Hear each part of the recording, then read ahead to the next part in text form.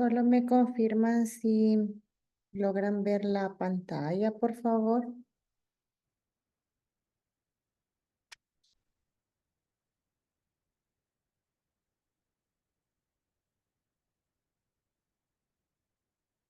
Hola.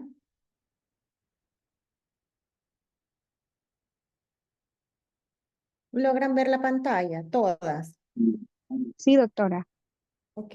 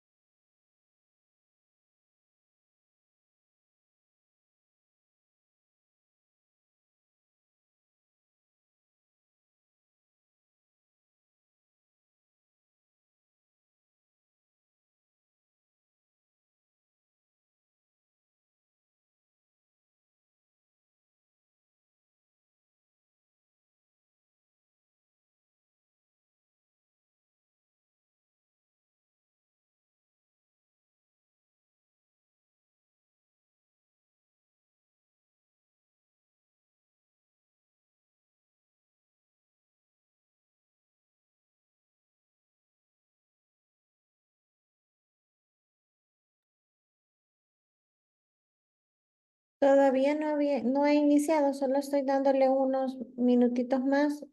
¿Cuántas son en total? Ya vemos 7 conectados.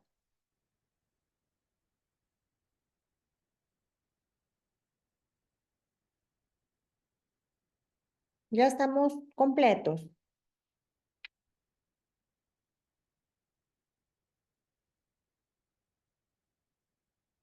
Hola, hola.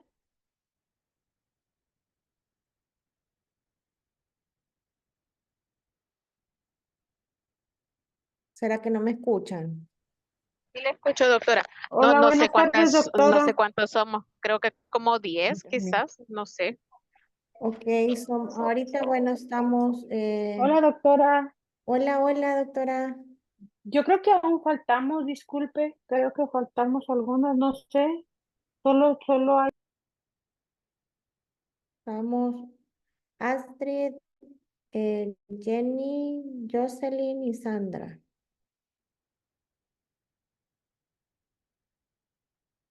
Solo 3.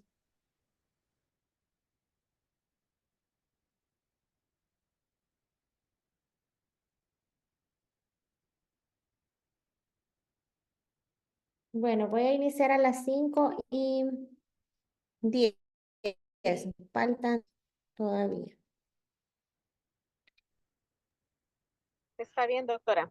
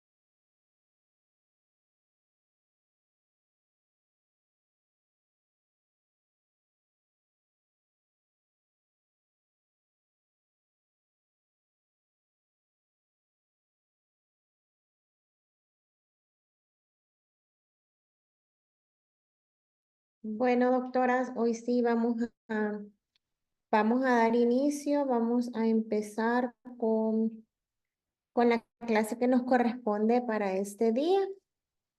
Este día vamos a hablar de la hipomineralización incisivo molar. No sé si ustedes han tenido alguna experiencia con las demás colegas sobre hipomineralización, si han tenido algún paciente eh, con esta alteración en la formación de molares e incisivos.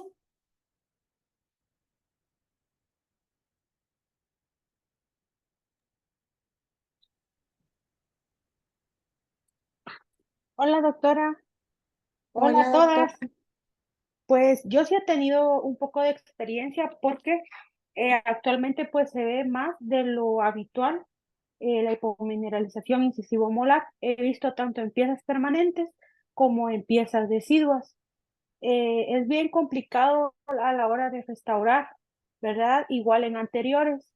Y como hay algunos materiales que, así como la resina, creo que se llama infiltrativa, que en Guatemala pues no hay.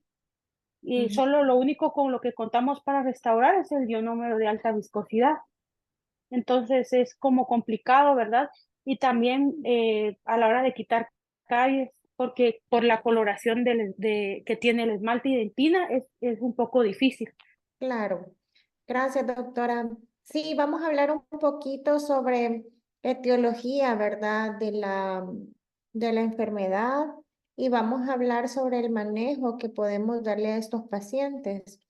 Como bien lo decía la doctora, pues sí, es algo que se está viendo muchísimo más frecuente y por eso es importante hacer un diagnóstico adecuado, ¿verdad? Yo de 10 pacientes recibo casi el 50%, quizás entre 40 y 50% de los pacientes con hipomineralización.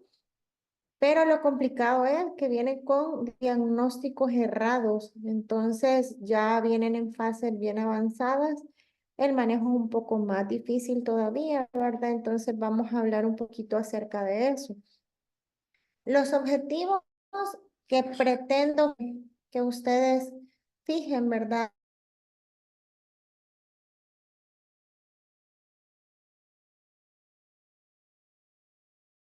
Encontrar en la literatura, conocer las características clínicas del diente que está afectado, entender las diferencias entre un esmalte sano y un esmalte hipomineralizado, realizar un correcto diagnóstico comprender y saber identificar niños en riesgo con esta afección y los posibles factores etiológicos de la enfermedad.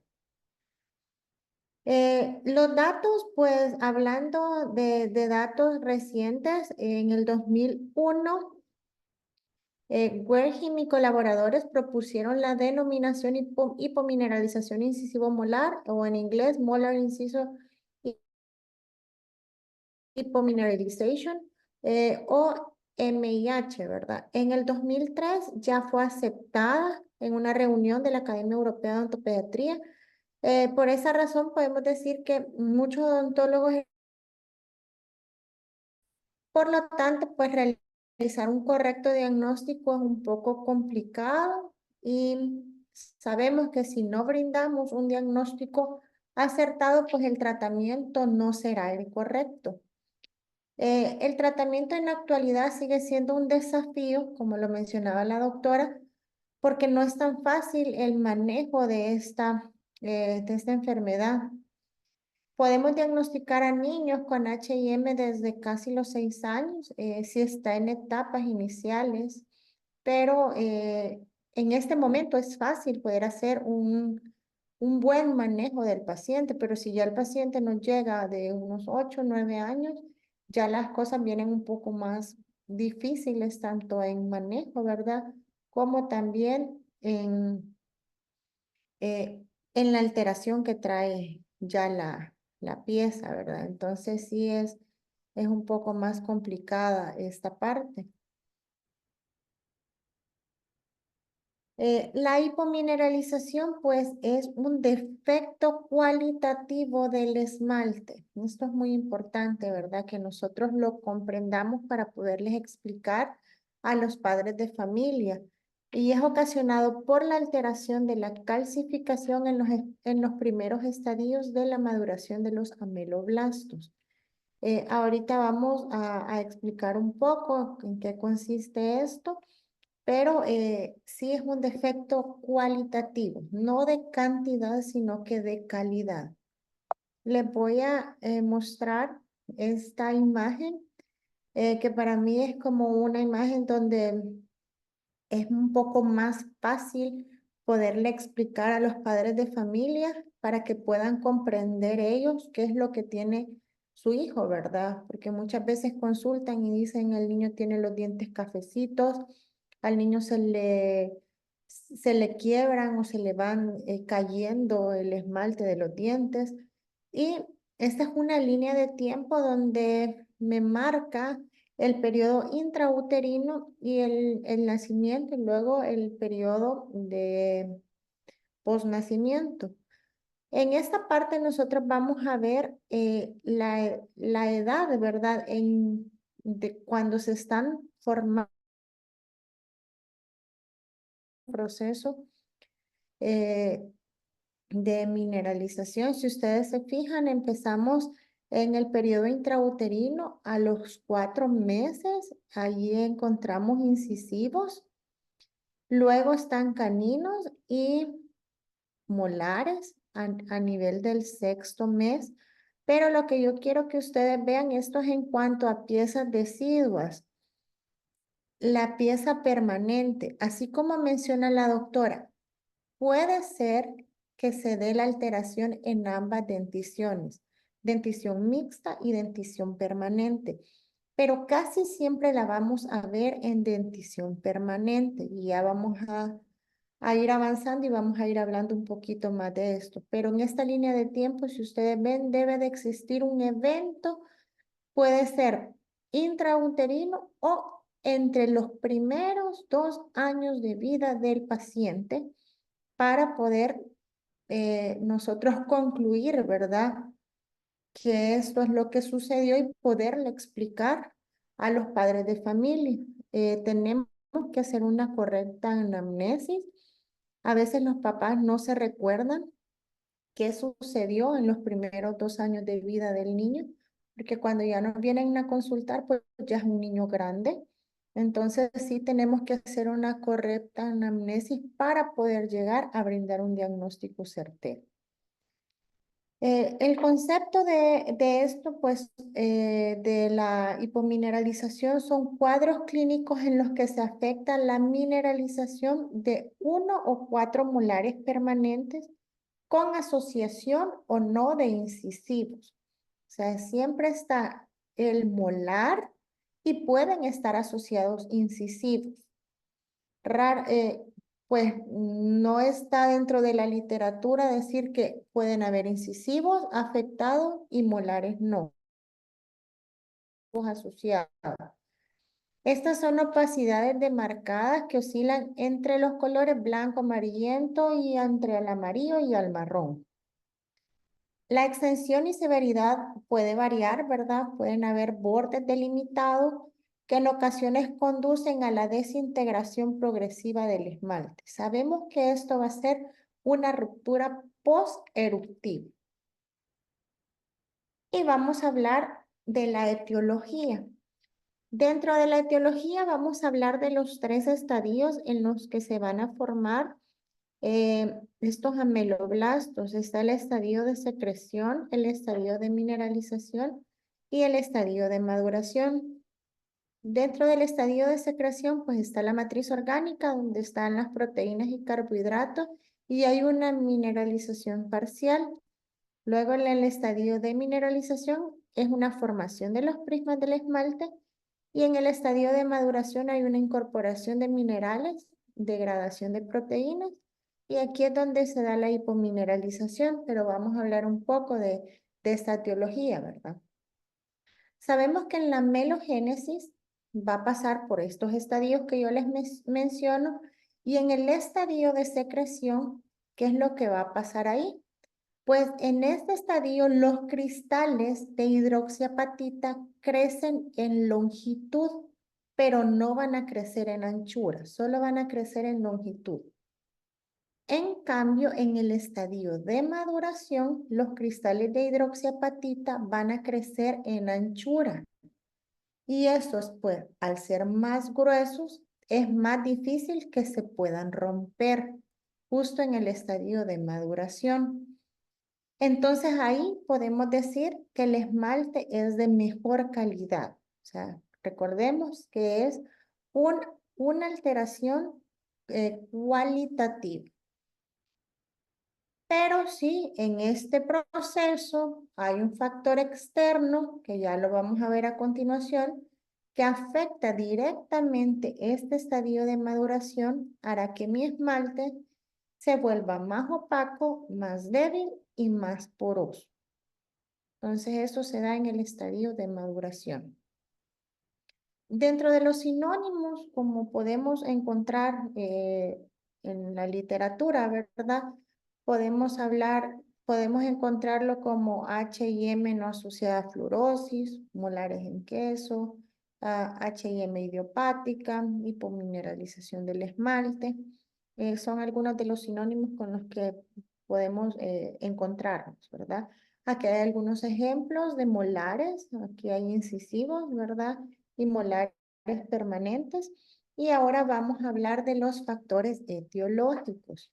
Dentro de los factores etiológicos, como yo les mencioné, esa línea de tiempo que está, vamos a hablar que hay factores prenatales, perinatales y postnatales hasta los 3 años de vida. Entonces, dentro de estos factores etiológicos, vamos a ir viendo qué me puede ir desencadenando o qué me puede alterar ese estadio de maduración para que mis cristales no crezcan en anchura y se dé unos cristales débiles, ¿verdad? En los factores etiológicos prenatales puede haber episodios de fiebre materna, o sea, de la mamá, infecciones virales en el último mes del embarazo, alguna medicación prolongada, alguna deficiencia nutricional, estrés psicológico. ¿Se recuerdan cuando hablábamos de prenatal odontológico, verdad? Existen diferentes tipos de estrés que me pueden desencadenar también esta alteración. Consumo de alcohol y drogas y embarazos múltiples también. En los perinatales, pues la prematuridad, bajo peso al nacer, cesárea y partos prolongados, necesidad de incubadora, hipopsia. Y en los postnatales, factores ambientales, ya vamos a hablar de cada uno de los factores, fiebres altas y problemas respiratorios, otitis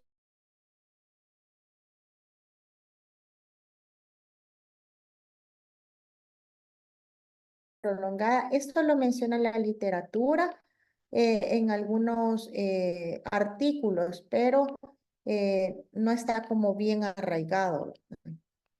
Alteraciones gastrointestinales, uso prolongado de medicación y uso de microondas.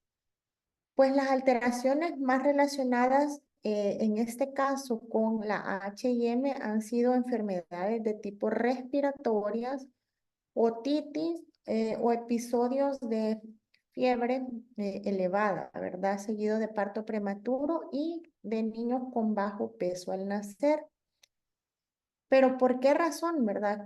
¿Cuál es la razón del por qué estos o estos episodios están relacionados con la hipomineralización incisivo-molar? Pues se da el caso de que los ameloblastos son muy sensibles a lo que es el aporte de oxígeno, ¿verdad? Y cualquier alteración que signifique una bajada o una caída del nivel de oxígeno, en este caso puede ser asma, bronquitis, alguna neumonía, puede alterarlos y provocar defectos en el esmalte, ¿verdad? En el estado de maduración. También está asociado a las hipopsias y estas pues relacionadas directamente con partos prematuros o bajo peso al nacer, cesáreas también que están relacionadas a hipomineralizaciones. En cuanto al parto prematuro, pues como les mencionaba antes, pues podemos relacionarlo con dificultades que el paciente tiene al momento de respirar, ¿verdad? Alteraciones metabólicas también, lo cual va a favorecer a que pueda existir una hipomineralización incisivo-molar. Y dentro de los factores postnatales, se mencionaba la parte del uso de microondas y esto está directamente relacionado con el BPA o bisfenol, es decir, aquellos biberones que son esterilizados en microondas, porque se dice que el BPA es un contaminante que contienen los plásticos. Hay algunos plásticos que ya vienen etiquetados como BPA libre, ¿verdad? O BPA free.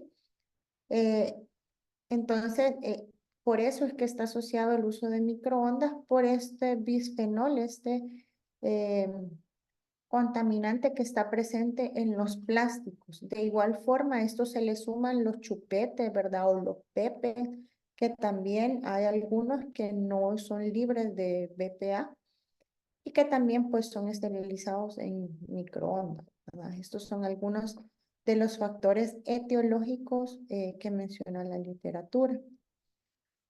Este estudio habla un poco, ¿verdad?, de los efectos de la amoxicilina en la estructura de la mineralización del esmalte dental. Esto pues, es un estudio en ratas. Eh, y en este estudio, aquí en la conclusión, como ustedes ven, dice, ¿verdad?, que la amoxicilina intervino en la melogénesis y en la dentinogénesis y hubo una reducción de esmalte y dentina, ¿verdad? Entonces, en la mayoría de casos, pacientes que tienen problemas a nivel respiratorio, pues creo que ahora vamos a ver muchísimo más mm, alteraciones de este caso con todos estos pacientes que tuvieron problemas con la pandemia, ¿verdad? Se desencadenó el uso de antibióticos, de mucha cantidad de antibióticos. Entonces, eh, creo que a lo largo de los años que vayan transcurriendo, esto lo vamos a ir viendo de manera muchísimo más frecuente.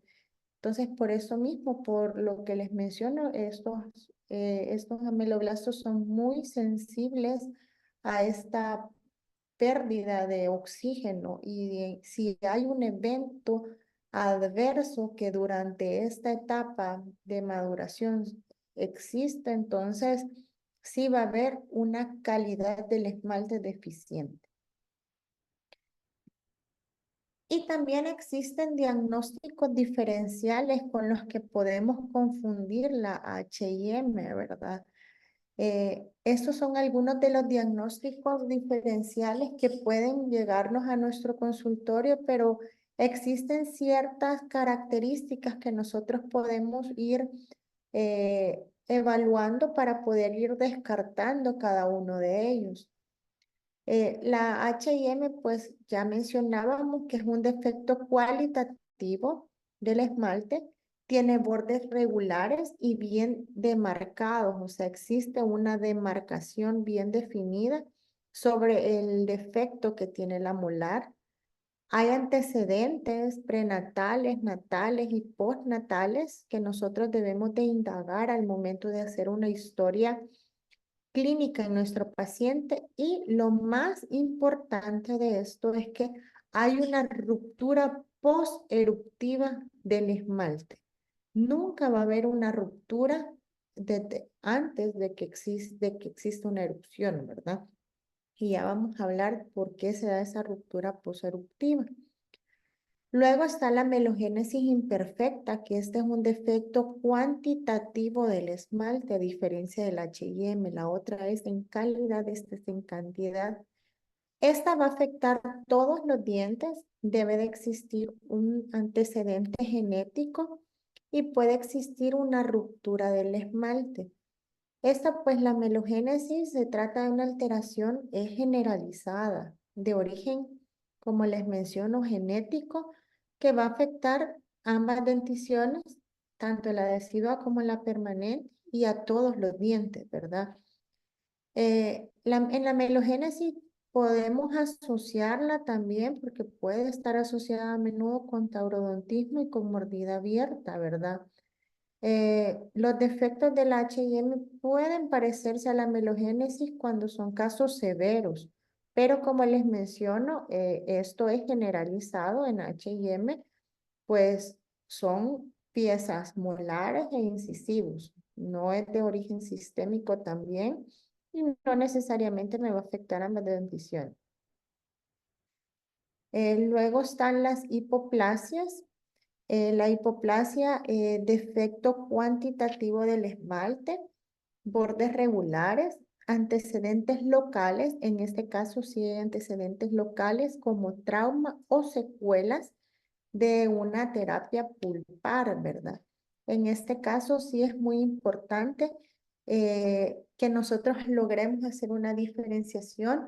Casi siempre podemos confundir en los incisivos permanentes H&M con hipoplasias, pero siempre debemos de hacer, como les repito, un buen historial clínico, porque las hipoplasias en su mayoría asociadas a trauma y secuelas de terapia pulpar.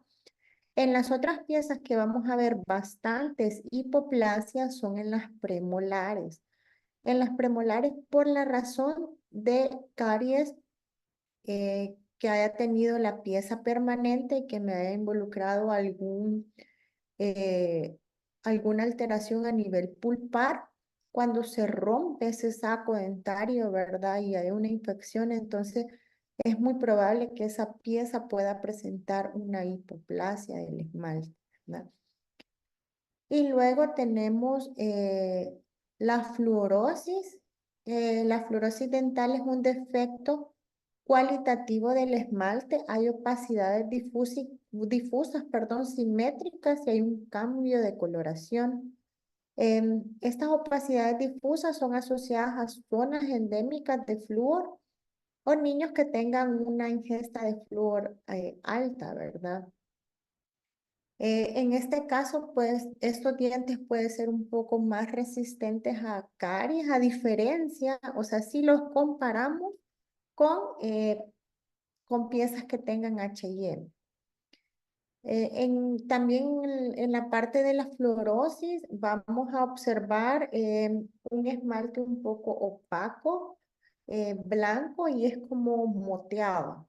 Ya en fluorosis severa, pues las manchas pueden llegar a ser inclusive hasta marrón y pueden romperse también con facilidad. Pero la fluorosis no va a ser algo localizado en alguna pieza en particular. La fluorosis es algo que se da a nivel generalizado de todas las piezas dentales, ¿verdad? Este es otro factor que nosotros podemos tomar en cuenta para poder ir haciendo un descarte al momento de realizar un diagnóstico en nuestro paciente. No sé si tienen alguna duda o alguna pregunta hasta el momento.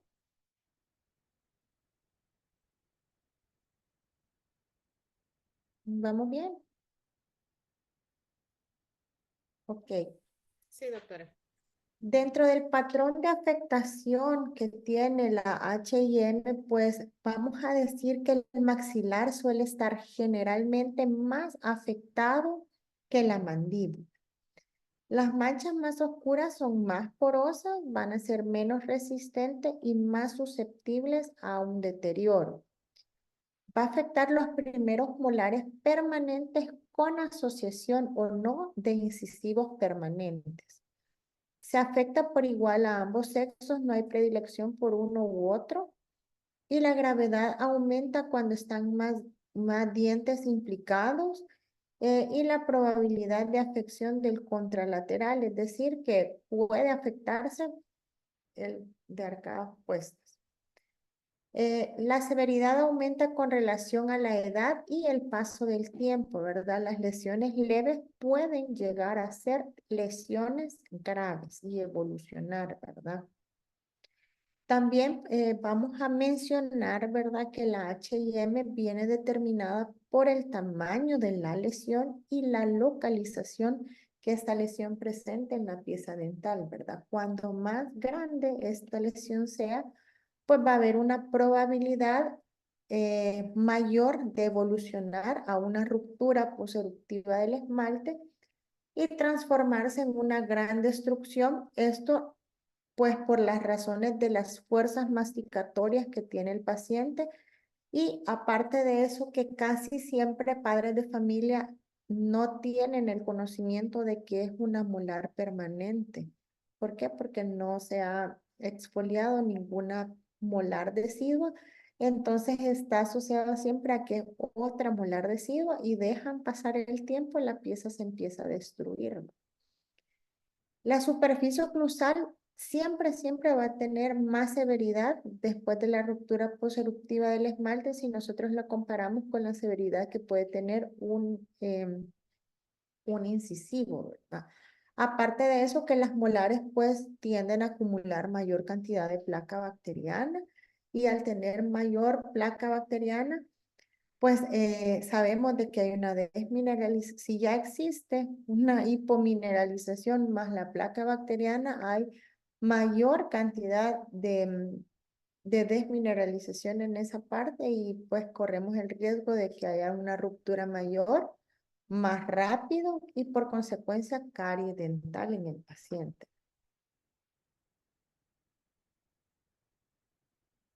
Dentro de los criterios diagnósticos, para poder decir nosotros que es una enfermedad, que es una hipomineralización, estos criterios diagnósticos los vamos a hacer en base a los criterios publicados en el 2003 por la Academia Europea de Odontopediatría, ¿verdad?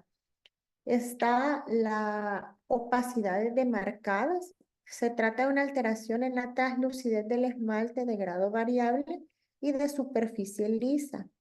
Este va a variar en tonalidad de blanco, amarillo y marrón, los colores que les mencionaba. Estas opacidades están claramente delimitadas del esmalte sano adyacente, o sea, vamos a ver la delimitación. Hay piezas que pues son severos la alteración y puede ser que no logremos ver un esmalte sano adyacente porque toda la pieza se encuentra alterada. La translucidez de las áreas de macradas del esmalte, ¿verdad? Esto, la razón por la que se da es por la pérdida del contenido mineral que tiene esta pieza, ¿verdad? Por lo general se van a presentar casi siempre en el tercio oclusal de la corona y en el tercio incisal si hablamos de los incisivos, ¿verdad? Raras veces nosotros lo vamos a encontrar, no digo que no puede suceder, pero raras veces se va a encontrar a nivel cervical, o sea, tanto de incisivos como de molares. Casi siempre lo vamos a encontrar a nivel oclusal en molares, ¿verdad? Estas opacidades deben medir al menos 1 milímetro para poder ser consideradas como hipomineralización incisivo molar.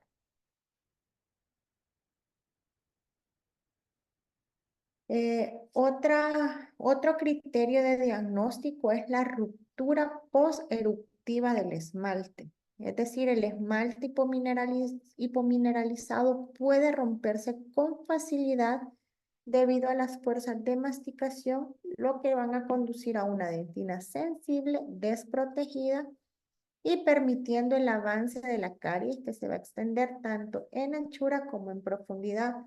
Esto es muy importante recalcarle al padre de familia, ¿verdad? Que la caries dental es una consecuencia de lo primero que tiene el diente, ¿verdad? Que en este caso es hipomineralización.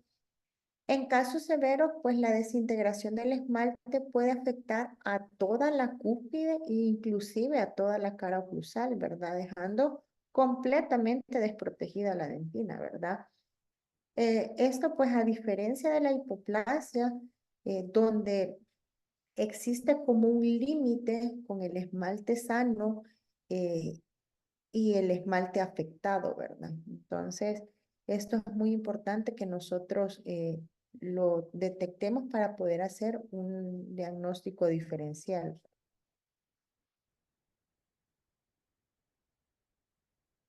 Otro criterio de diagnóstico es las restauraciones y caries atípicas.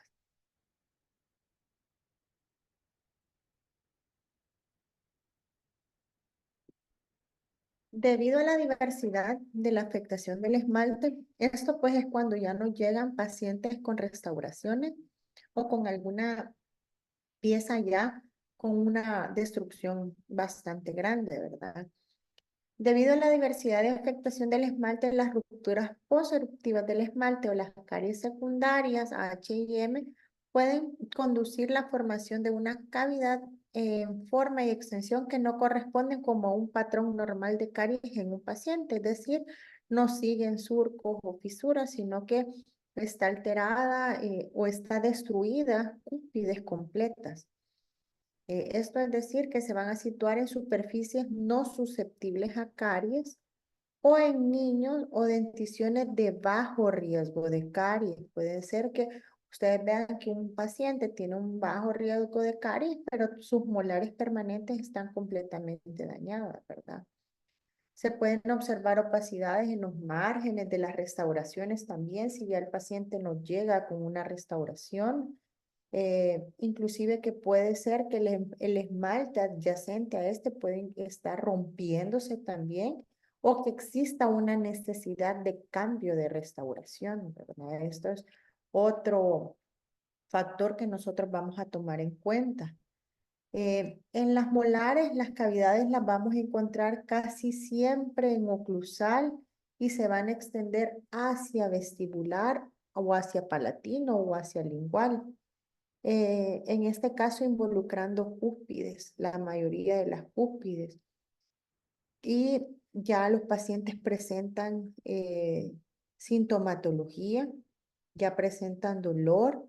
En el caso de los incisivos, pues se ve un evidente cambio a nivel de la pieza dental y casi siempre es por lo que los padres van a consultar, casi nunca consultan por molares, consultan por incisivos cuando ven esos cambios en el diente y que la estética está comprometida.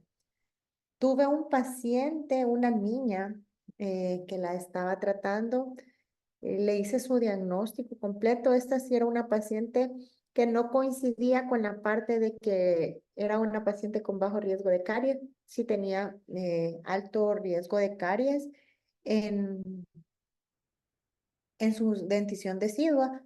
Pero bueno, hice plan de tratamiento, tenía H&M, tenía ya sus dos molares, la 3.6 y la 4.6, con afección. Una casi ya tenía afección pulpar.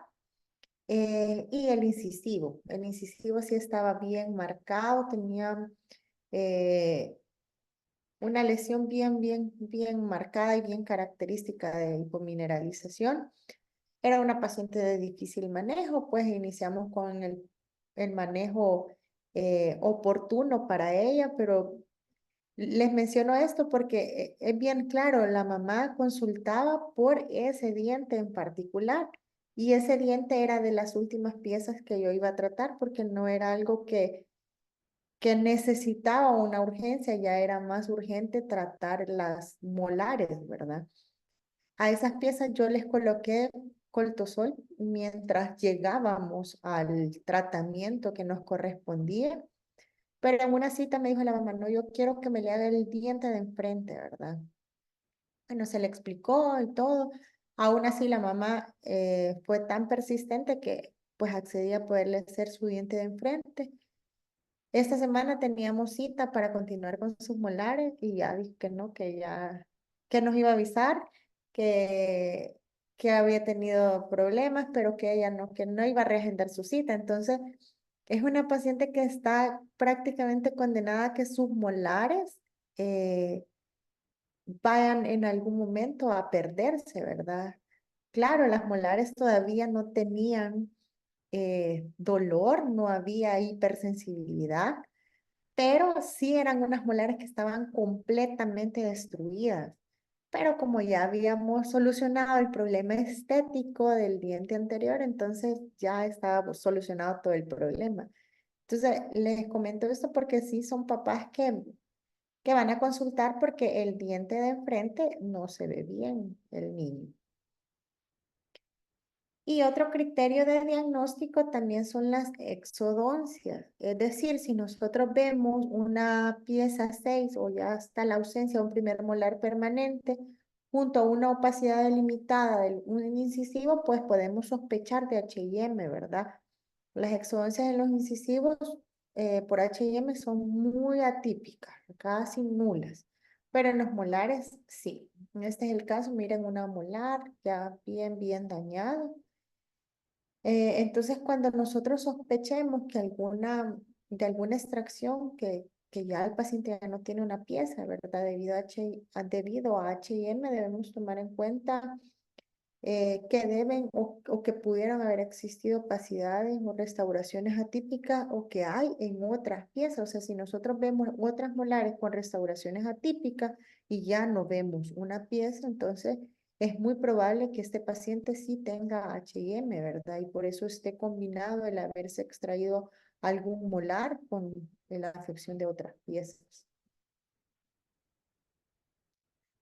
Y luego, otro criterio de diagnóstico también es problemas clínicos asociados, es decir, pacientes afectados con H&M frecuentemente van a sufrir de hipersensibilidad dental.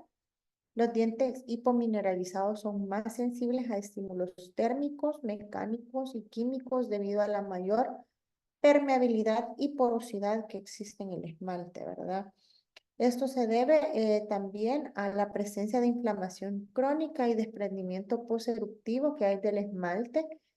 Son pacientes que no se van a cepillar de manera regular porque rechazan rotundamente el cepillado o lo abandonan por completo la higiene, ¿verdad?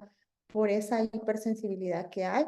Esto provoca un gran acúmulo de placa bacteriana y sabemos que si hay acúmulo de placa bacteriana va a favorecer a una aparición rápida de caries, ¿verdad? Además, también mencionar que la falta de resistencia y la alteración de la mineralización, ¿verdad? Va a favorecer a una progresión y a una destrucción de la corona y puede enmascarar esto, la hipomineralización, ¿verdad?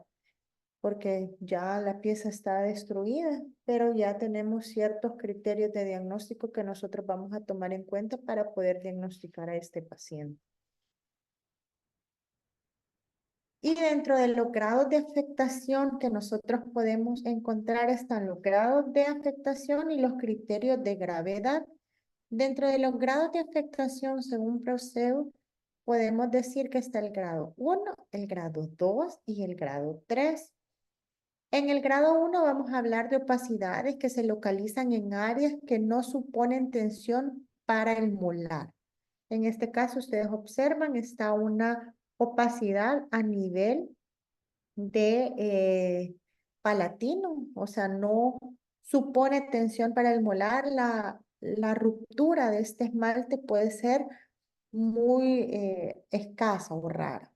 En el grado 2, el esmalte hipomineralizado de color amarillento marrón, con afectación de las cúspides, con pérdida leve de sustancia y sensibilidad dental, y las opacidades entre un tercio incisal y oclusal. Y en el grado 3 hay una deficiencia mineral en gran escala, con coloraciones amarillentas, marrones, y hay grandes defectos de la corona, con gran pérdida del esmalte y en algunos casos inclusive destrucción coronaria. Y luego están los criterios de gravedad de la enfermedad. Está la hipomineralización leve, la hipomineralización moderada y la hipomineralización severa. Dentro de cada una de estas, pues en la hipomineralización leve son opacidades bien delimitadas en zonas sin presión masticatoria, o sea que no haya presión al momento de masticar. Opacidades aisladas, el esmalte puede estar íntegro en zonas donde hay opacidades. No existe historia de hipersensibilidad en este tipo de pacientes. No hay caries asociadas a los defectos del esmalte y si está asociado, puede estar asociado a un incisivo, su afectación va a ser bien leve, así como lo vemos en este caso. Es incisivo, pero es más leve la afectación. En la hipomineralización moderada hay restauraciones atípicas, opacidades bien delimitadas en el tercio oclusal, sin fractura poseruptiva del esmalte o caries y va a estar limitada a una o dos superficies sin involucrar cúspides. Hay sensibilidad dentinaria normal y los pacientes o sus padres expresan preocupación por la estética en este caso. Y está la hipomineralización severa, que casi siempre esta es la que vemos, ¿verdad? Hay fracturas de esmalte en dientes erupcionados, historia de sensibilidad dental, más bien hipersensibilidad dental, amplia destrucción por caries asociada a esmalte alterado, destrucción coronaria de rápido avance y puede haber compromiso pulpar ya. Restauraciones atípicas defectuosas, los pacientes o sus padres expresan preocupación por la estética, ¿verdad? Casi siempre vemos ya este tipo de pacientes, ¿verdad? Con hipomineralización severa ya. En el caso mío, pues la mayoría de los pacientes ya llegan con una gran destrucción. Y ahora bien, o sea, ya hablamos sobre los criterios de diagnóstico, sobre los diagnósticos diferenciales. Y ahora que nosotros ya identificamos a nuestro paciente, ¿verdad? Y ya vimos que nuestro paciente, su diagnóstico es hipomineralización incisivo molar. Entonces, ¿qué tengo que hacer con mi paciente o qué voy a hacer con mi paciente? Pues vamos a seguir un protocolo para poder manejar este tipo de pacientes, ¿verdad? Son pacientes que llegan bastante temerosos, esto por el dolor que presentan, ¿verdad? Porque ya se empieza que si la gravedad de la enfermedad es severa, pues obviamente la incomodidad que estos pacientes presentan es muchísimo mayor. Vamos a seguir un protocolo. Dentro de este protocolo vamos a identificar el riesgo en un diagnóstico temprano, que sería lo ideal, pero muchas veces no logramos hacer este diagnóstico temprano.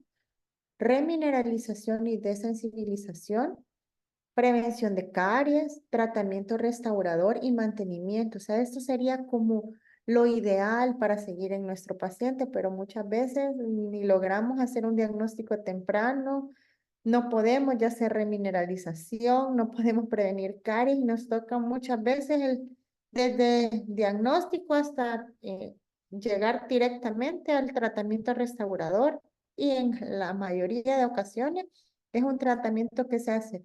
Se restaura al paciente, pero ya son pacientes que ya no vuelven y esas piezas en su mayoría están casi condenadas a que terminen en extracción, porque si resolvimos el problema son pacientes que se van y ya no regresan.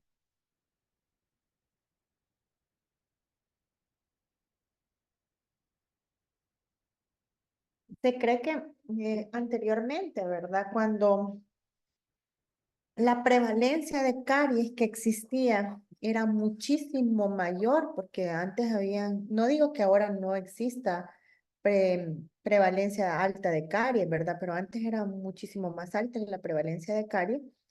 Entonces, muchos defectos en el desarrollo del esmalte quedaban enmascarados por esta misma carie, ¿verdad? Porque todo era, mencionábamos caries, caries, caries, toda mancha era carie, ¿verdad? Más sin embargo, ahora en la actualidad, pues estamos intentando ser una odontología más preventiva, ¿verdad? Prevenir lesiones de caries. Si ha disminuido la incidencia de caries, entonces por lo mismo de los tratamientos preventivos, entonces ahora ya tenemos con muchísima más claridad el poder diagnosticar defectos de desarrollo del esmalte y poder enfrentarnos a esto, ¿verdad? Y ahora bien, cuando nosotros vamos a hacer una identificación del riesgo, es muy importante los antecedentes. O sea, tenemos que hacer un historial completo del paciente, los posibles factores etiológicos que me desencadenaron la hipomineralización, así como problemas perinatales y también los problemas que se dan durante los primeros 3 años de vida, ¿verdad? También si hay presencia de H&M en algún familiar directo. Esta paciente que les comento, tengo a su primita también que tiene hipomineralización en sus molares. No he logrado identificar porque ninguna de las mamás me ha podido decir, no recuerdan si existió algo que desencadenara esto durante los primeros 2 años, los primeros entre 2 años de vida o durante el embarazo de ella, ¿verdad? Entonces, pero es bien curioso ver que ambas niñas presentan hipomineralización y es una hipomineralización severa la que tienen. Si en este momento que nosotros evaluemos el factor de riesgo, observamos una opacidad en un incisivo, tanto o en una molar, ¿verdad? Que está probablemente pronto a erupcionar, nosotros, o está erupcionando, nosotros debemos monitorizarlo cada 3 meses hasta que se complete esta erupción. ¿Por qué? Porque nosotros debemos de darle seguimiento y poder diagnosticar lo más pronto posible. Es decir, si nosotros vemos que una molar está erupcionando y vemos alguna manchita ahí que nos hace sospechar de que puede ser un paciente con hipomineralización, debemos darle ese seguimiento para poder hacer un diagnóstico lo más pronto que se pueda y darle el manejo adecuado.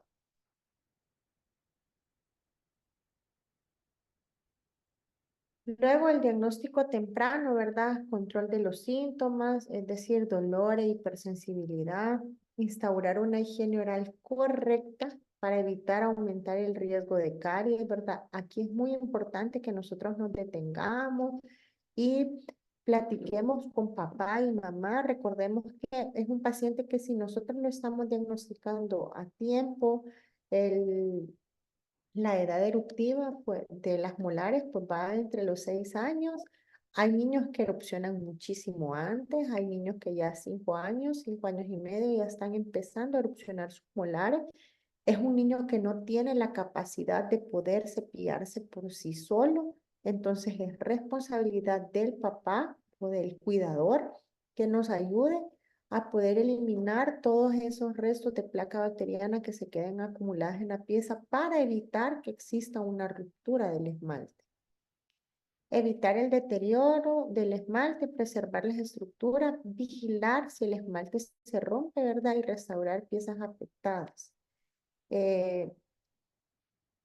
Hacer énfasis, como les digo, en que padres de familia tengan ese control de poder estar llevando a los pacientes para darles un correcto manejo y un correcto cuidado a esas piezas, porque si no, entonces son pacientes que con el paso del tiempo esa pieza se va dañando a tal grado que podemos inclusive perderla.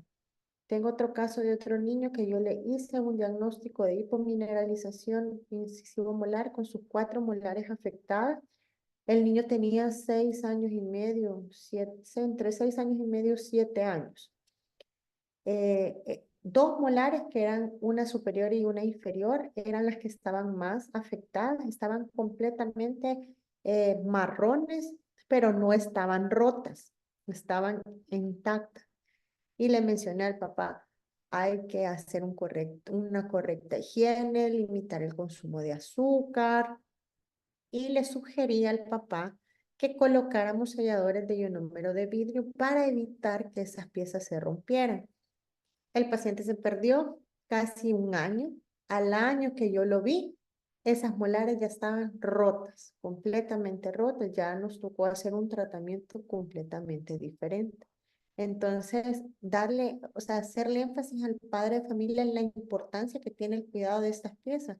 Porque como les digo, pueden vivir, yo les menciono a los papás, pueden vivir con las molares afectadas siempre y cuando consigamos mantener una adecuada higiene y una adecuada alimentación.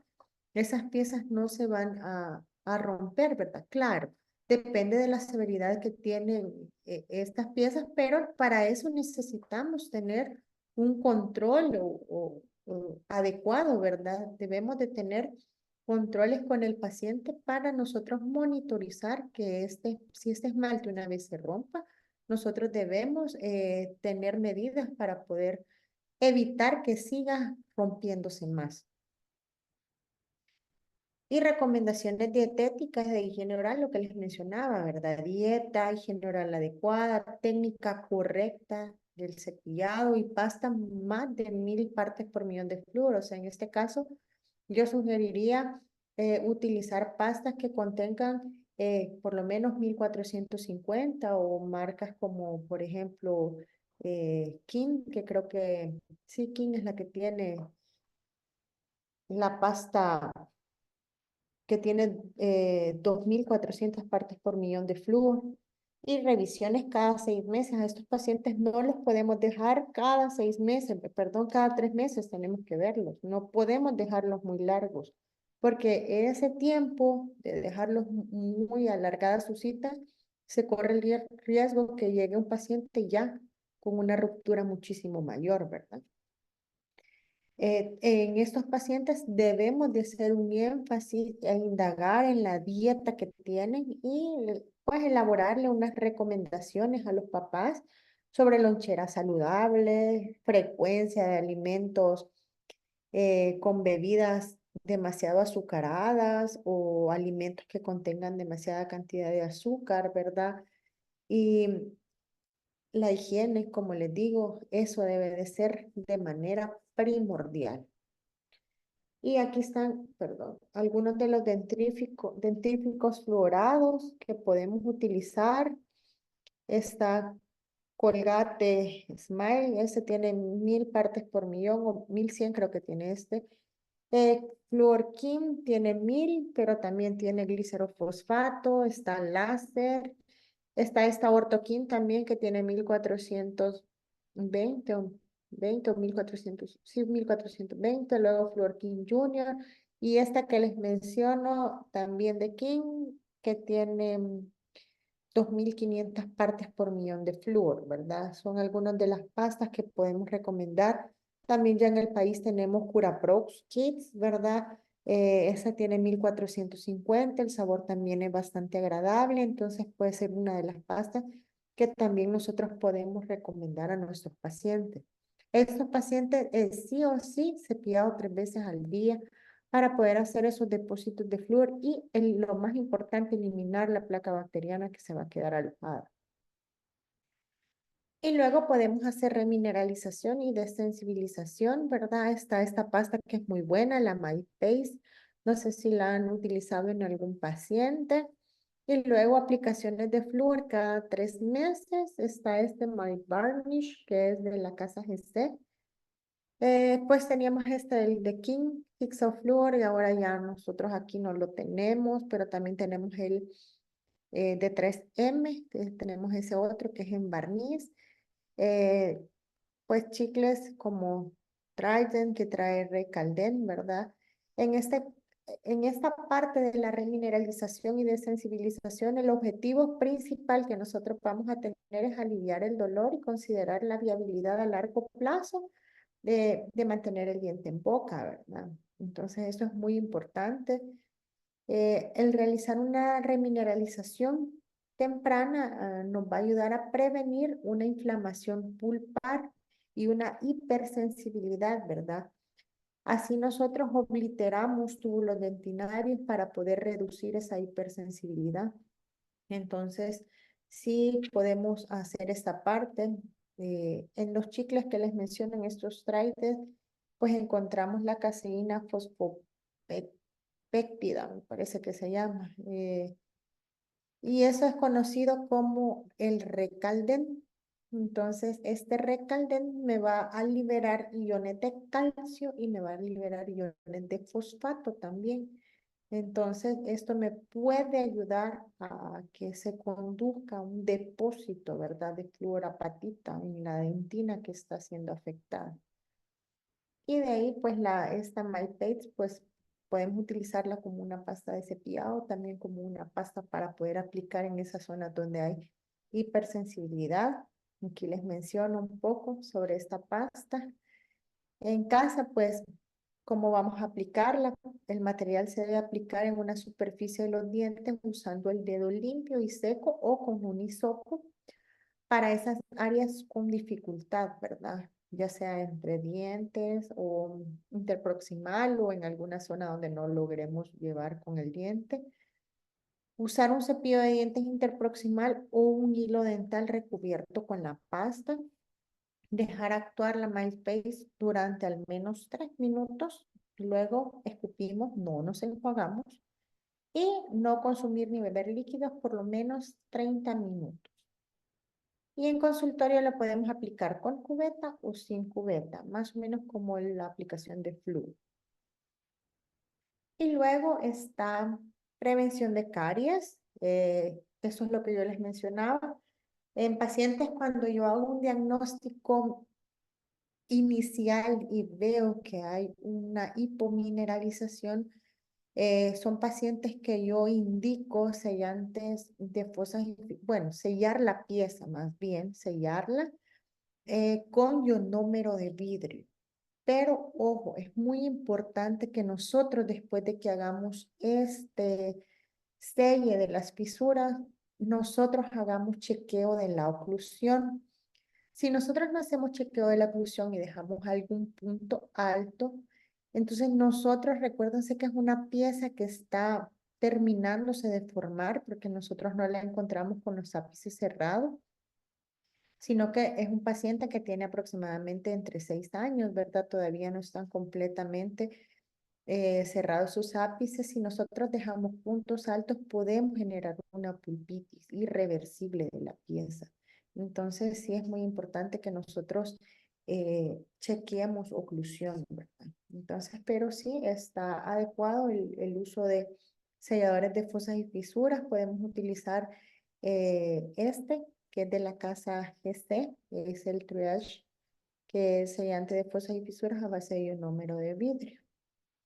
Y luego también dentro del tratamiento restaurador podemos, en la mayoría de casos, yo siempre recomiendo el uso de ionómeros de vidrio. ¿Por qué? Porque recordemos que al estar alterado el esmalte, los materiales de adhesión no quedan, no logramos hacer un correcto grabado de la pieza. Por consiguiente, la restauración, al ser a base de resina, puede estarse fracturando o puede caerse. En este tipo de restauraciones que son atípicas, lo ideal es usar cucharillas o piezas de baja velocidad para poder limitarnos a la parte que está afectada. El uso del ionómero de vidrio es el material de primera elección y yo también en la mayoría de casos opto por colocar bandas de ortodoncia cuando la pieza está muy destruida. Si no colocamos bandas bueno, yo tengo bastantes pacientes que ya vienen con una destrucción completa. Yo coloco una banda de ortodoncia que trato de adaptarle porque también son pacientes que han perdido dimensión vertical. Nosotros no podemos hacer o devolverle esa altura que ya perdió la pieza por lo mismo, porque podemos generar una pulpitis irreversible de la pieza. Entonces puede ser que sean bandas que queden demasiado altas a nivel oclusal. Hay que recortar la banda para poder adaptarlas o en caso de alguna molar que nosotros podamos, que no sean molares tan grandes, podemos colocar coronas de acero inoxidable como provisionales. En este caso, pues nos tocan las de mayor numeración, mientras el paciente ya está un poquito con más edad para poder optar por un tratamiento un poco más estético. Y estos son algunos de los materiales de restauración que podemos utilizar. Está el Equiaforte, que es de la casa GC, ¿verdad? Es muy bueno. Esto que nos da la ventaja que tiene ese finish gloss que nos ayuda a poder sellar y a poder dejar esa restauración en boca por muchísimo más tiempo. El Vitremer de 3M también, que tiene los 3 pasos, ¿verdad? Y está este otro que es un ionómero de vidrio convencional. Yo uso bastante ya ionómeros de vidrio ya dosificados. Me gusta también el de la casa SDI. Los reforzados con resina también son bastante buenos. Pero sí, el ionómero de vidrio es el material de primera elección. También depende de qué tan severa sea la gravedad de la destrucción de esta pieza. En algunas ocasiones también menciona la literatura, la nueva literatura, que podemos hacer uso es fibra de vidrio, resina con fibra de vidrio que me ayuda a poder mantener un poco más los materiales resinosos, ¿verdad? Pero yo cuando ya son pacientes que tienen una destrucción muchísimo mayor o pacientes que hasta toca mandarlos ya con el endodoncista, porque en este caso debemos de estar como aliados con un endodoncista, porque ya en algunas ocasiones hay pacientes que ya está afectada la pulpa y puede ser que ya ápices se encuentren cerrados y toque hacer una endodoncia. O también puede ser que hayan pacientes que puedes realizársele un tratamiento de una pulpotomía en piezas permanentes, ¿verdad? Otra cosa Doctora, que, disculpe, diga, y no sé si ha tenido la oportunidad de ocupar la nueva resina Chofu que no se graba, y que solo se coloca la resina, parece. fíjese que sí he utilizado chofu, pero he utilizado la chofu fluida. Esa es la que he utilizado. De ahí, yo trabajo mucho con ionómeros de vidrio. O sea, eso es como mi material de primera elección a la hora de trabajar con pacientes infantiles. Trabajo los ionómeros de cápsula porque el tiempo es más limitado en niños. Entonces, por eso es mi elección por ionómeros de vidrio en la mayoría de casos. Y en este tipo de piezas, yo prefiero 1000 veces ionómeros de vidrio porque ya he tenido la experiencia que por querer darle una bonita anatomía y todo, siempre terminan las restauraciones se caen. Sí. Entonces, son pacientes que de una u otra forma es una transición. Siempre les digo a los papás que Es una transición y van a haber múltiples cambios de restauraciones. No va a ser la restauración definitiva. Puede ser que dure 1 año, 2 años y siempre hay que ser como bien honestos con los papás, ¿verdad? Porque a veces las expectativas que tienen son bastante altas porque vienen de experiencias negativas por un mal diagnóstico que se ha realizado. Entonces, es muy importante explicarle, ¿verdad? Que no va a ser la única vez que nosotros vamos a manejar esa pieza. Entonces, yo casi siempre les digo, esto es un provisional, más adelante esto puede ir cambiando. Y sí, yo trabajo con un endodoncista y trabajo con un rehabilitador. O sea, cuando son estos casos, ¿verdad? Casi siempre puede ser que la pieza no llegue a endodoncia, pero sí la rehabilitación yo ya no la realice, sino que yo los mando donde el rehabilitador, porque puede ser que necesite una incrustación, aunque sea una incrustación de resina, o puede ser que sean estas otras que les menciono, resinas con fibra de vidrio, que también con este doctor, él trabaja bastante fibra de vidrio, ¿verdad? Eh, y ya, por ejemplo, si son piezas que yo veo que están bien cercanas a la pulpa, yo también utilizo bastante Neo MTA antes de colocar el ionómero de vidrio, ¿verdad? Esto como para evitar, ¿verdad? Que pueda haber una alteración a nivel pulpar. Así es Doctora, que, y en el seguro, ¿qué tipo de número le puede brindar usted ahí? fíjese que ahorita nosotros trabajamos con el de SDI, con el ionómero de SDI, trabajamos en el seguro, El de la cajita azul. el de la cajita azul. Ajá. Ah, pues, ajá, sí, porque se me han dado a mí también. Ajá. Sí, ese tenemos eh, en uso, ¿verdad? Aunque como le digo, yo prefiero 1000 veces los de cápsula porque ahí va completamente la dosis correcta. Entonces, ya lo he comparado, ¿verdad? El tiempo de duración de las restauraciones es muchísimo más el que ya viene en cápsula que el que nosotros hacemos de manera manual.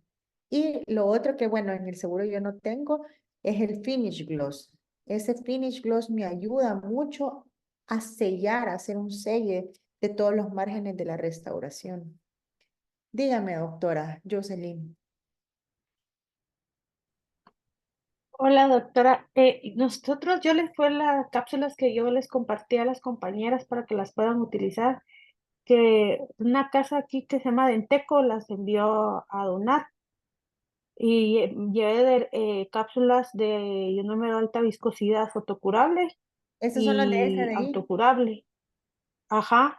Entonces yo llevé también de GC, o sea, les di una de SDI y una de GC para que la utilicen. Fíjese que yo he utilizado ambos. Yo he utilizado de SDI. ¿Cuál le gusta más? ¿Sabe que me gusta el de SDI? Yo uso el de fotocurado. Le explico por qué. Ambos me gustan y yo tengo de ambos. El de autocurado es el azul, el de la cápsula azul. Sí.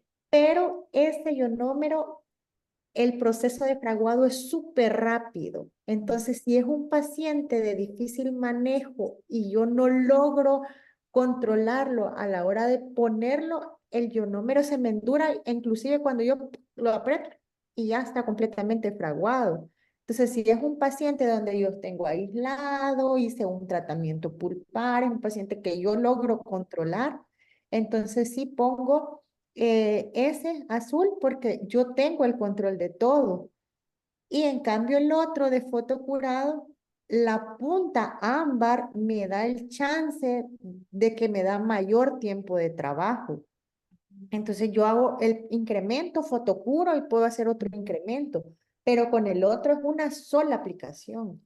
Entonces, en pacientes que son de difícil manejo o pacientes que yo quiero sacar rápido, el otro solo lo pongo, fotocuro y se acabó.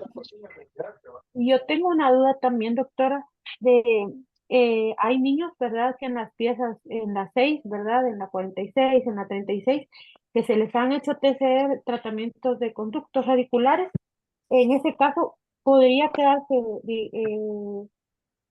como restauración definitiva, se podría decir, ¿verdad? Avisándole pues a los papás de que pues en algún momento va a haber que reemplazarla, como usted mencionaba.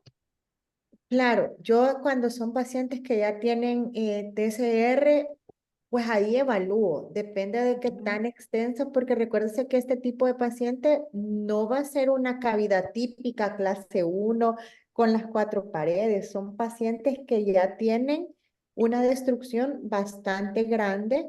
En este caso, yo, por ejemplo, en mi caso, si es una destrucción grande, yo lo refiero a un rehabilitador, o sea, que le haga una restauración un poco más compleja, ¿verdad? Una Ya sea, incrustación. ya sea una incrustación o haga estas restauraciones con estas fibras de vidrio que son como Sí, es como una resina que ya viene con fibra de vidrio, ¿verdad? Pero ya son pacientes muchísimo más grandes, o sea, ya no son pacientes tan pequeños. En este caso yo me he visto con pacientes entre edades, más o menos entre 10, 12 años, porque recuérdense que para que exista un TCR ya deben de haber ápices cerrados. Si no, trabajamos una con... apexificación. Ajá, entonces es diferente el manejo, que el papá sabe que va a llegar a un tratamiento pulpar, eso definitivamente, ¿verdad? O si no, también con la doctora, con la endodoncista que yo trabajo, manejamos pulpotomías como una transición para que Ujú. termine de completar el cierre y luego hacer el tratamiento de conducto, ¿verdad? Que va a llegar a ese punto, aunque Vaya, Samuel. en pacientes jóvenes, este tipo de tratamiento da bastante buenos resultados.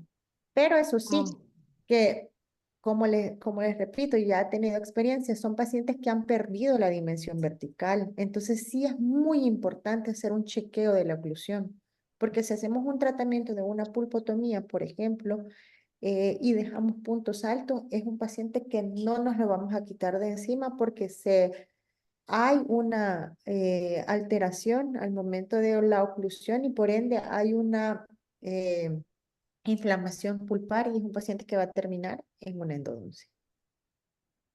muchas gracias.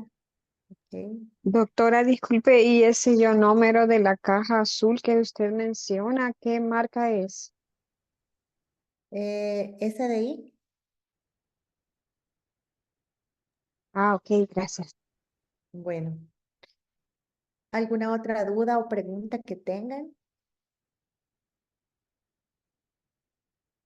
Pues eso era lo que yo quiero ver. Ah, no, perdón, falta todavía. Les voy a mostrar, este es un video. Este es un video de la casa GC sobre la aplicación de estas cápsulas. Bueno, ya lo mencionó la doctora Jocelyn, ¿verdad? Que les había compartido. Esta es la forma de cómo se aplica el ionómero de esta casa. Viene en cápsulas ya viene predosificado, por eso les digo yo que para mí es como magnífico. Luego escuchamos y necesitamos esa, que es el dispensador, ¿verdad?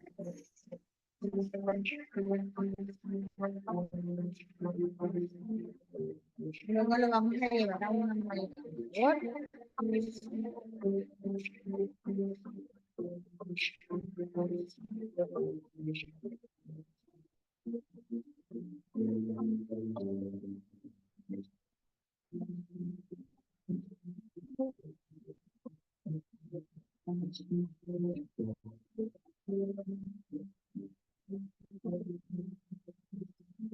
Y empezamos a hacer la aplicación.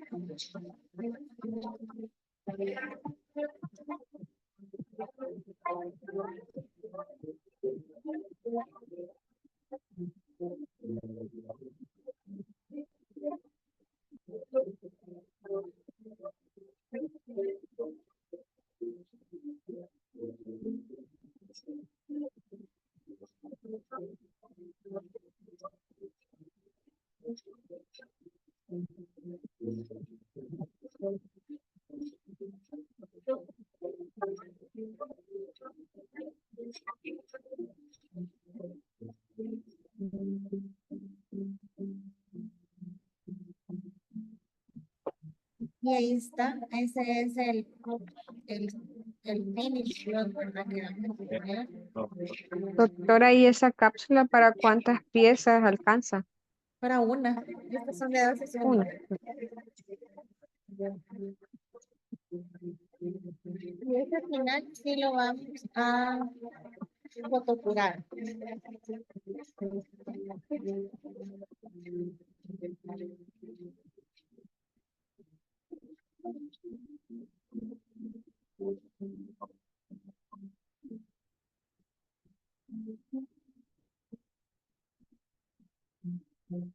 Les hablo que dura, o sea, nos rinde para una pieza porque estamos hablando de piezas grandes, inclusive a veces no nos alcanza una cápsula para una molar.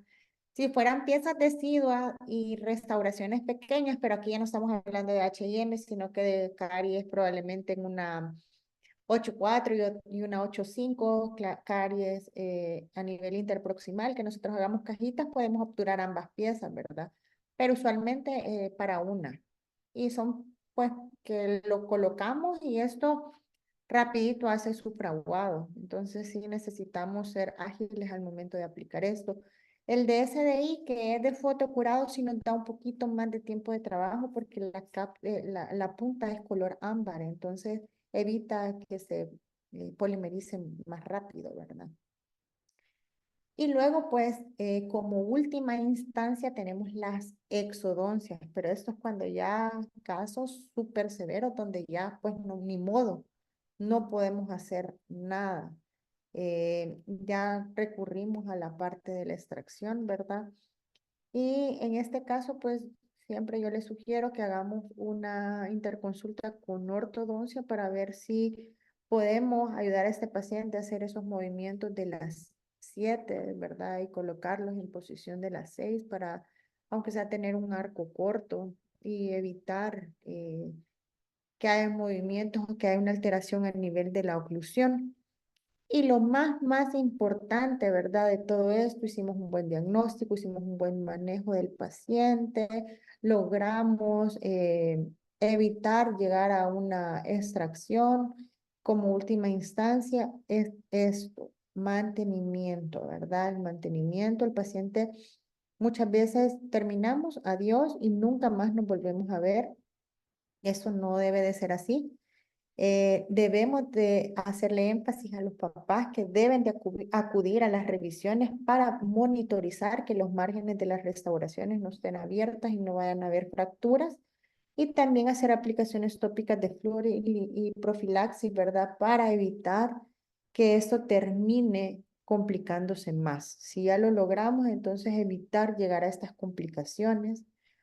Y pues este tipo de pacientes, su conducta va a estar afectada, ¿verdad? Y esto es porque tienen una experiencia previa de dolor. Hay una sensibilidad, más bien una hipersensibilidad, ¿verdad? Los dientes hipomineralizados son más sensibles a estímulos térmicos, mecánicos y químicos. La analgesia va a ser un poco más compleja, ¿verdad? ¿Por qué? Porque la hipersensibilidad provoca al mismo tiempo una mayor dificultad para lograr una adecuada analgesia, lo cual en el paciente puede ocasionarme ansiedad, miedo y problemas en el manejo de la conducta. Y luego, pues, dentro de los problemas de la conducta, pues la hipersensibilidad extrema hace que estos niños inclusive tengan aberración por el espejo, presenten dolores agudos, la cooperación sea limitada. Entonces, en estos casos sí tenemos que tratar la manera de ver o de auxiliarnos, ¿verdad? De métodos para poder hacer un manejo del paciente eh, por este tipo de experiencias previas al dolor es que los niños hacen un rechazo completo a la higiene, ¿verdad? Y eso ya se los mencionaba, que me favorece a que exista una caries dental y la rapidez con la que esto se va a destruir es, créanme que, súper veloz. Entonces, sí es muy importante hacer un diagnóstico lo más pronto que se pueda para poder conducir a un tratamiento adecuado. Y en ortopediatría, pues lo importante es hacer un cambio positivo. en este tipo de pacientes. No sé si tienen alguna duda, alguna pregunta que tengan, algo que no les haya quedado claro o alguna experiencia que quieran compartir.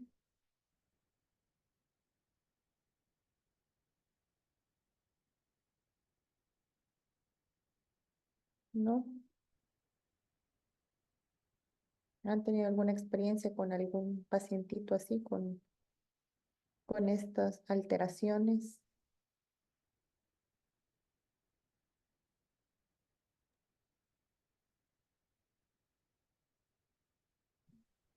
A mí me gusta participar mucho. ¿Quién habló ahí? Soy Jocelyn. Ah, yo, doctora Jocelyn. Ajá, me gusta participar mucho. Entonces, sí, yo he tenido bastante experiencia y me gusta mucho utilizar ionómero de alta viscosidad, el que usted mencionaba. Y pues por eso traté de buscarlo para que todas pudieran tener la experiencia de utilizarlo. Obviamente, pues es más caro y no todos pueden pagarlo, ¿verdad? Pero es una buena alternativa y por lo menos aquí en Guatemala, donde ya el otro año van a prohibir la amalgama totalmente, entonces es una alternativa también. Sí, yo por ejemplo, bueno, aquí a El Salvador hace poco acaba de venir la marca SDI con ionómeros de cápsula, ¿verdad? La tiene Denteco, pero lo vende por unidades. Yo mando a traer el ionómero de Guatemala y a Denteco porque ahí lo venden en cajas, es muchísimo más Ujú. económico si nosotros lo queremos ver así, ¿verdad? Si lo comparamos con aquí, con El Salvador, entonces yo sí mando a traer. Vienen cajas, por ejemplo, el de SDI es un poco más económico y bastante bueno. Vienen 50 unidades, entonces más o menos sale como unos $3 o 2.50 cada cápsula, más o menos, o un poquito más, son como 3 y algo. Pero sí, para mí, o sea, yo que trabajo ya con cápsulas, para mí ya es un calvario trabajar con ionúmeros de mezcla. Me ahorro tiempo, ¿verdad? Y de igual forma, o sea, si vamos a trabajar con materiales, pues innovadores, ¿verdad? Eso no quiere decir que por trabajar con materiales innovadores no vamos a hacer tratamientos de calidad. Al final, pues es algo que el paciente lo va a pagar, ¿verdad? Desde el momento que consulta pues, con especialistas, porque nosotros vamos a brindar algo de calidad. Entonces, yo sí trabajo con estos ionómeros desde que los probé. Ya no puedo regresar a los inclusive hay ionómeros de cápsula de cementación y son muy, muy buenos. ¿Alguien más que tenga alguna inquietud o duda?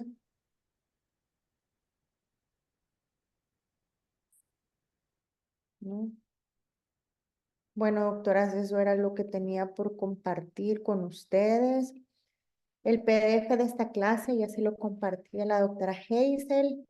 Pues una disculpa que esta clase iba a ser la semana pasada, sí, la semana pasada, pero tuve problemas con el internet y no pude darles la clase la semana pasada, así es que ahora ya estoy al día con ustedes. Nos vamos a ver nuevamente, creo que una o dos ocasiones más.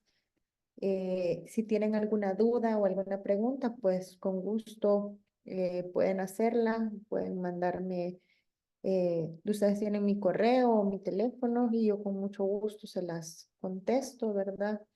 Así es que eso fue lo que iba a compartirles este día.